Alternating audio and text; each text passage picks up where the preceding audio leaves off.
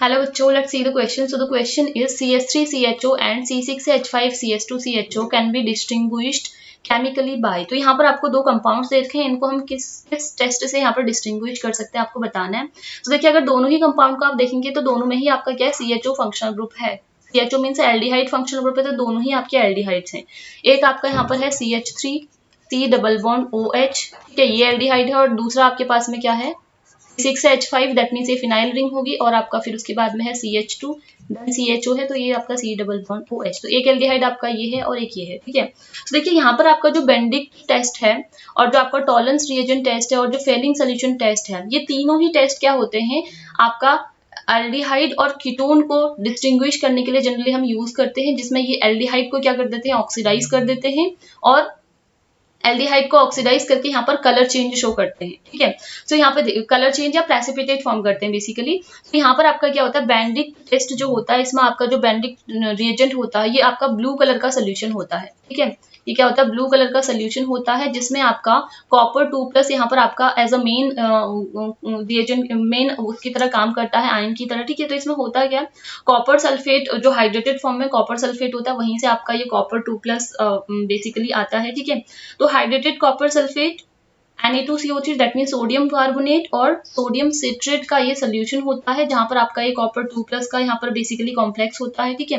अब ये जब आप क्या करोगे, इस blue solution that is Benedict reagent के साथ में क्या कराओगे, एल्डिहाइड का रिएक्शन करते हो, तो ये क्या करता है, आपके एल्डिहाइड को ऑक्सीडाइज कर देता है इनटू कार्बोक्सिलिक एसिड, और खुद रिड्यूस हो जाता है, कॉपर 2+ खुद रिड्यूस होकर के जब आप एल्डिहाइड से इसकी रिएक्शन कराओगे, ठीक है, RCHO, इस तरीके से मैं जनरलाइज कर देती हूँ एक। तो यहाँ पर आपको क्या मिलता है, RC डबल बॉन्ड OH मिलता है, कार्बोक्सिलिक एसिड, प्लस ये जो आपका ब्लू सोल्यूशन था ये आपका यहाँ पर रेड कलर का प्रेसिपिटेट फॉर्म करता है, ओके। तो यहाँ पर आपको Cu+ का क्या मिलता है, रेड PPT मिलता है, ओके। तो इस केस में अगर ये ऐसा हो जाता है तो हम कह देते हैं कि हमारा एक तो कलर चेंज हो गया और प्रेसिपिटेट हमको मिल रहा है, तो यहाँ पर हम बोल देते हैं कि हमारा जो ये कंपाउंड होगा डेफिनेटली आपका एल्डिहाइड ही होगा, और ये दोनों में ही आपका एल्डिहाइडिक फंक्शनल ग्रुप प्रेजेंट है। तो हमारे क्या करेंगे, ये दोनों ही बेंडिक टेस्ट का यहाँ पर पॉजिटिव टेस्ट दे देंगे, तो हम यहाँ पर इन दोनों को इससे डिस्टिंग्विश नहीं कर पाएंगे।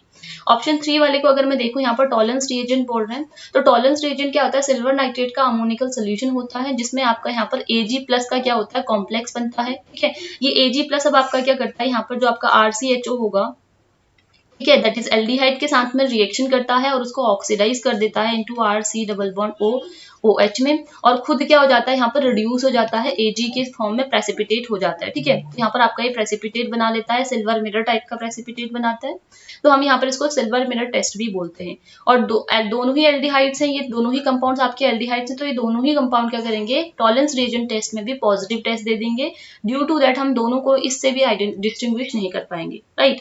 नेक्स्ट अगर मैं बात करूँ फेलिंग सोल्यूशन टेस्ट की, तो फेलिंग सोल्यूशन टेस्ट में क्या होता है, आपका कॉपर सल्फेट का सोल्यूशन होता है, एंड यहाँ पर आपका alkaline solution of sodium potassium tartrate होता है, जिसमें भी आपका जो ये भी आपका क्या होता है, यहाँ पर ब्लू कलर का सोल्यूशन होता है, ठीक है, ब्लू सोल्यूशन होता है, जिसमें आपका कॉपर 2+ यहाँ पर प्रेजेंट होता है ब्लू कलर के सोल्यूशन में, राइट। अब ये क्या करेगा, जब आप इसको एल्डिहाइड से ट्रीटमेंट करवाते हो, तो ये एल्डिहाइड को क्या कर देता है, ऑक्सीडाइज कर देता है इनटू कार्बोक्सिलिक एसिड में, ओके, और खुद यहाँ पर रिड्यूस होकर के प्रेसिपिटेट बना देता है, रेड प्रेसिपिटेट, रेड PPT बना देता है, और यहाँ पर आपका Cu+ के फॉर्म में रिड्यूस हो जाता है। तो यहाँ पर भी हमारा ब्लू सोल्यूशन रेड प्रेसिपिटेट बना दे रहा है, तो हम यहाँ पर हम पहचान लेते हैं कि हमारा जो कंपाउंड होगा वो एल्डिहाइड ही होगा, और ये दोनों ही कंपाउंड अगर एल्डिहाइड है तो दोनों ही यहाँ पर फेलिंग सोल्यूशन टेस्ट के लिए भी पॉजिटिव टेस्ट दे देंगे, तो हम इससे भी डिस्टिंग्विश नहीं कर पाएंगे इन दोनों को, ठीक है। तो अब हम किससे डिस्टिंग्विश कर पाएंगे, आइडोफॉर्म टेस्ट से हम ये कर पाते हैं। अब कैसे कर पाते हैं वो देखते हैं, ठीक है।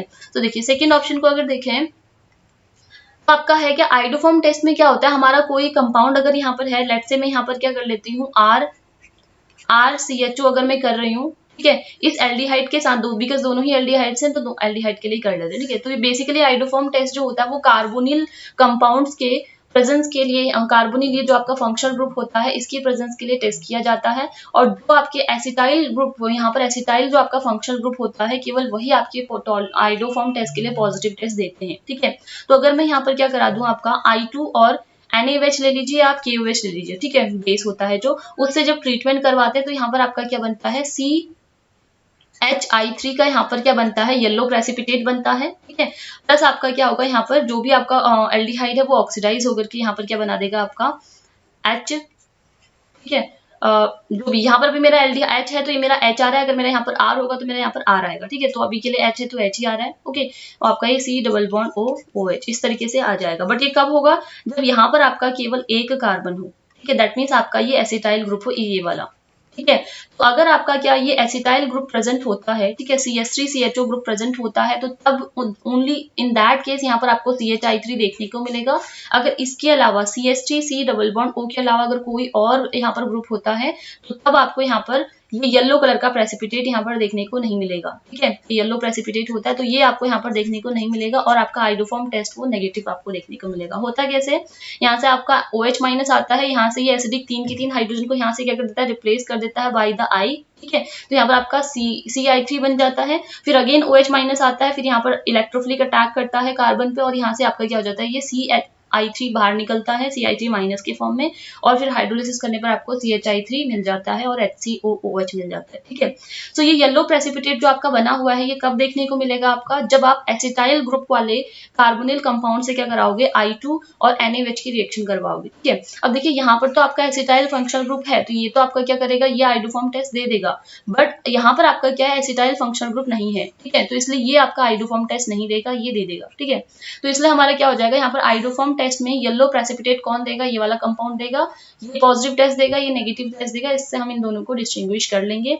Hence option 2 is the right answer of your question. Hope you understood it well. Good luck.